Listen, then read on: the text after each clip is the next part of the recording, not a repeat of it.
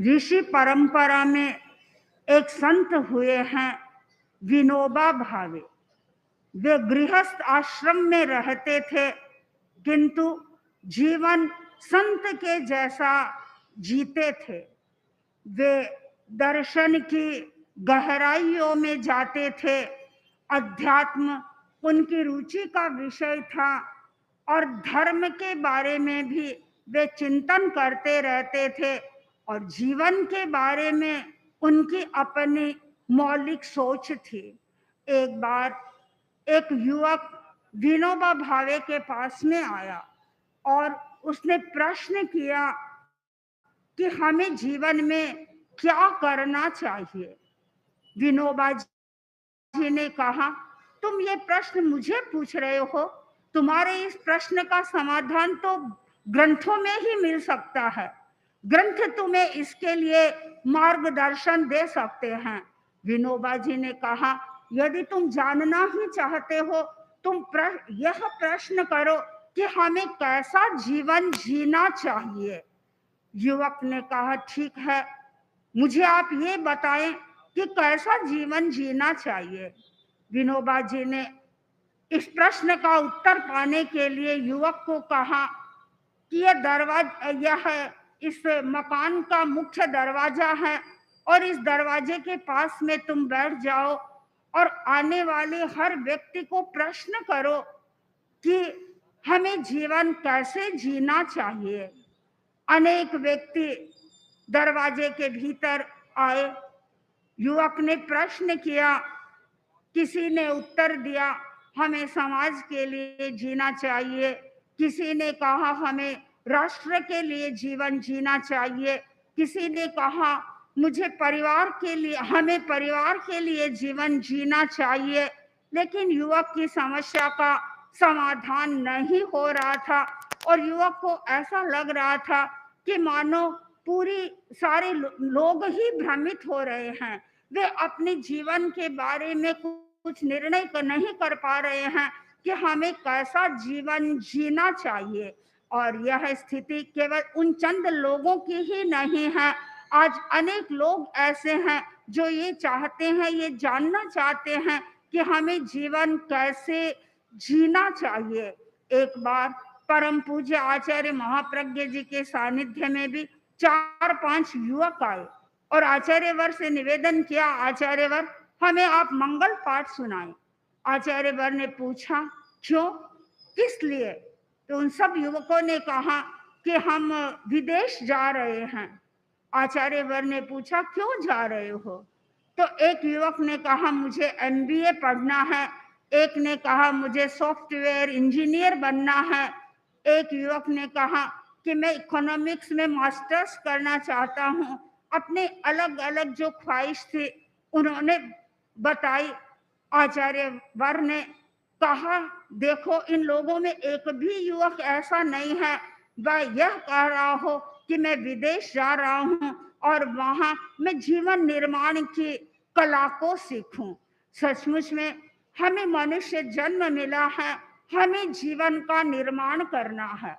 हम कैसा जीवन बनाएं, यह हमारे अपने पर निर्भर करता है कि हम अपने जीवन को सही दिशा में ले जाएं या हम अपने जीवन को गलत दिशा की ओर ले जाएं। परम पूज्य गणाधिपति गुरुदेव श्री तुलसी मुंबई में विराज रहे थे और भारतीय विद्या भवन में कार्यक्रम चल रहा था और कार्यक्रम में चर्चा चल रही थी कि जीवन कैसा हो। गुरुदेव श्री तुलसी ने वहां पर जीवन के संदर्भ में एक संस्कृत श्लोक फरमाया, शांतम तुष्टं पवित्रम च सानंद मिति तत्वतः जीवनम जीवनम प्राहु भारतीय संस्कृतौ।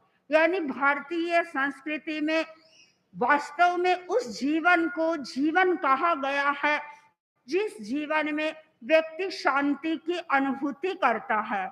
गुरुदेव श्री तुलसी ने अच्छे जीवन जीने का पहला सूत्र बताया है शांतम, यानी व्यक्ति अपने जीवन में शांति की अनुभूति करता है।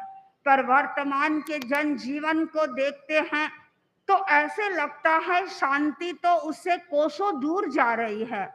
यद्यपि वह शांति को प्राप्त करने का प्रयत्न कर रहा है, वह चाहता है शांति को प्राप्त करना, लेकिन शांति को प्राप्त करने के लिए वह बाह्य जगत में यात्रा कर रहा है, बाह्य जगत में वह भ्रमण कर रहा है, मनोरंजन के साधनों को खोज रहा है कि इनमें मुझे कहीं शांति मिल जाए। लेकिन इस बाह्य जगत में हमें शांति की उपलब्धि नहीं होने वाली है। क्षणिक शांति भले ही आपको बाह्य जगत में उपलब्ध हो जाए, लेकिन हमें यदि वास्तव में शांति की खोज करना है या शांति को प्राप्त करना है, तो उसके लिए हमें अपने दृष्टिकोण को बदलना होगा। हम जो बाह्य जगत में सुख की या शांति की खोज कर रहे हैं, उसके वहां हमें शांति नहीं मिलेगी। शांति प्राप्त करने के लिए हमें अंतर जगत में प्रवेश करना होगा। और कई लोग ऐसा सोचते हैं कि हमारे पास में तो धन संपत्ति है और धन संपत्तियां तो सब कुछ है, लेकिन बंधुओं, यह धन भी व्यक्ति को सुख दे सकता है, हम इसकी गारंटी नहीं ले सकते। मुझे आज भी वे पल याद आ रहे हैं जब सबसे पहली बार हम लंदन में गए थे समणी के रूप में, और उस समय में एक ऐसे घर में प्रवेश किया था, यानी अपना तेरापंथी परिवार था, एक बहन वहां अकेली रहती थी। इतना उसके पास में प्रचुर धन था, सब कुछ उसके पास में था, बावजूद इसके कि उसकी आंखों में आंसू टपक रहे थे। हमने पूछा, माँ जी ऐसी स्थिति क्यों हो रही है आपकी, आपका तो मन धर्म में लगा हुआ है। उन्होंने कहा, मन तो धर्म में लगा हुआ है, मैं सामायिक भी करती हूँ, माला भी गुनती हूँ, भिक्षु स्वामी का जाप भी करती रहती हूँ, फिर भी मुझे शांति नहीं मिल रही है, मेरे भीतर में शांति नहीं है। यदि पैसे ही शांति देते तो शायद उसके पास में पैसों की कोई कमी नहीं थी, प्रचुर धन वैभव उसके घर में था, लेकिन इसके आंखों में आंसू थे। गणाधिपति गुरुदेव श्री तुलसी दिल्ली में विराज रहे थे, और एक अमेरिकन व्यक्ति गुरुदेव की उपासना में उपस्थित हुआ। गुरुदेव ने उसको पूछा, हिंदुस्तान में तुम क्यों आए हो? तो उसने उत्तर दिया कि मैं हिंदुस्तान में इसलिए आया हूं कि मैं शांति पाना चाहता हूं, और मुझे पता चला कि आप शांति के बारे में लोगों को रास्ता दिखाते हैं। गुरुदेव ने कहा, तुम तो अमेरिका में रहते हो, अमेरिका तो ऐश्वर्य संपन्न प्रदेश है, क्या वहां पर तुम्हें शांति नहीं मिल रही है?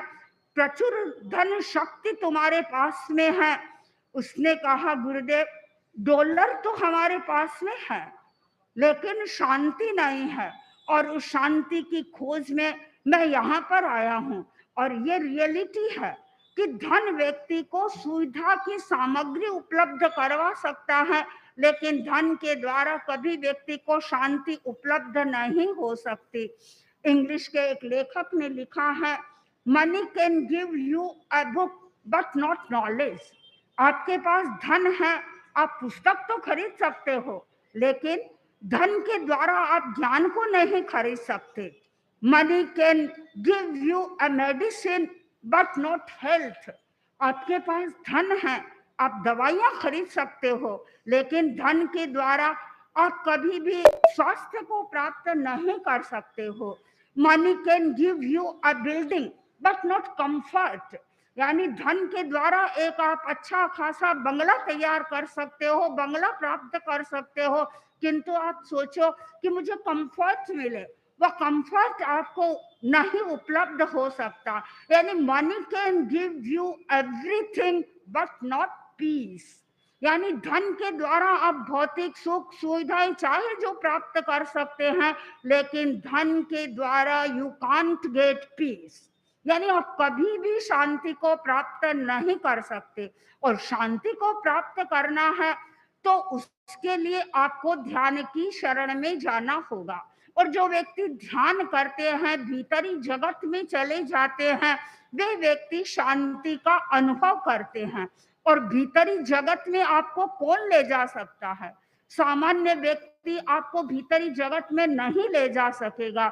हमारे गुरु ऐसे होते हैं जो शिष्य को बाह्य जगत से अंतर जगत में ले जाते हैं।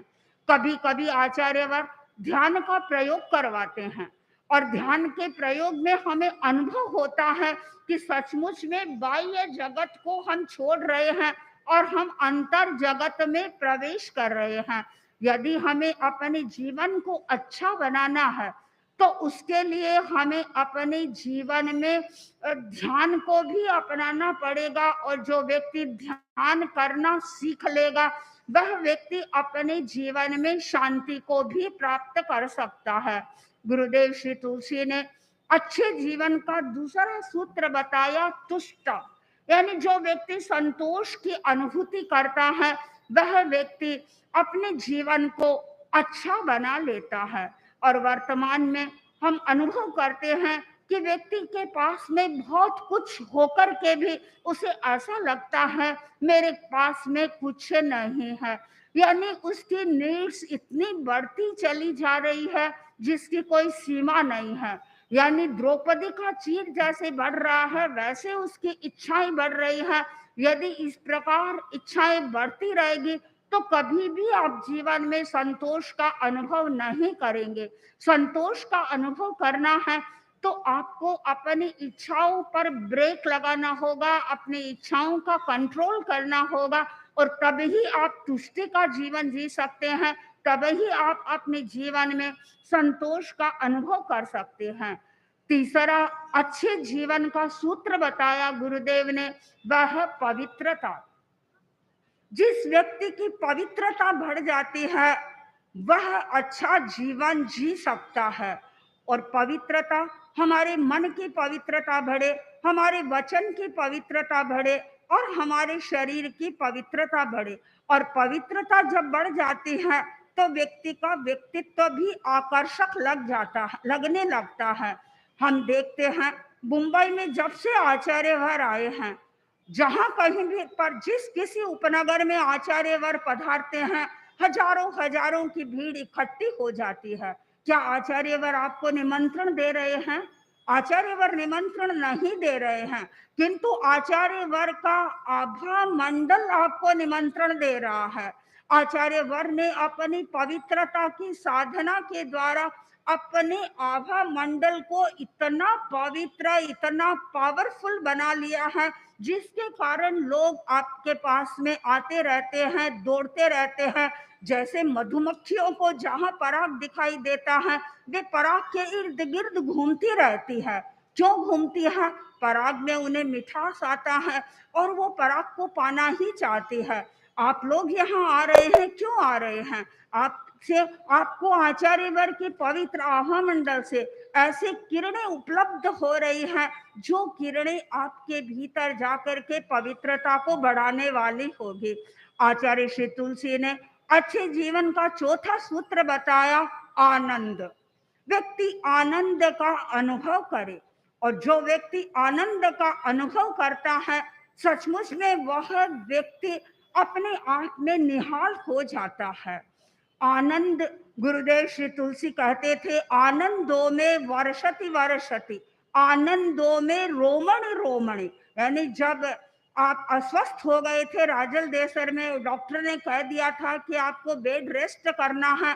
आचार्यवर को ये शब्द प्रिय नहीं लगा कि मैं बेड रेस्ट करूं। आचार्य महाप्रज्ञ जी ने निवेदन किया कि आपको बेड रेस्ट नहीं करना है, आपको तो कायोत्सर्ग करना है। और उस कायोत्सर्ग की मुद्रा में आचार्यवर अनुभव करते रहते थे, मेरे रोम रोम से आनंद प्रस्फुटित हो रहा है। और परम पूज्य आचार्य महाप्रज्ञ जी ने प्रेक्षा ध्यान में हमें एक सूत्र बताया, आनंदो में वर्षति वर्षति, आनंदो में वर्षति वर्षति। और बार बार यदि हम इस सूक्त का चिंतन करते रहते हैं तो इसका अर्थ है कि हमारे भीतर आनंद की उत्पत्ति होती रहती है। वैज्ञानिक लोग कहते हैं कि एंडोर्फिन से भीतर में रसायन उत्पन्न होते हैं। पता नहीं एंडोर्फिन से कितने रसायन पैदा होते हैं, किंतु जब हम आनंद की अनुप्रेक्षा करते हैं अथवा हम अपने गुरु के दर्शन करके जिस आनंद की अनुभूति करते हैं वह अपने आप में विलक्षण है। तो अच्छा जीवन यदि हमें जीना है तो उसके लिए हमें शांत बनना होगा, उसके लिए संतोष का अनुभव करना होगा और उसके लिए हमें पवित्रता को बढ़ाना होगा और उसके लिए आनंद का अनुभव करना होगा। ओम।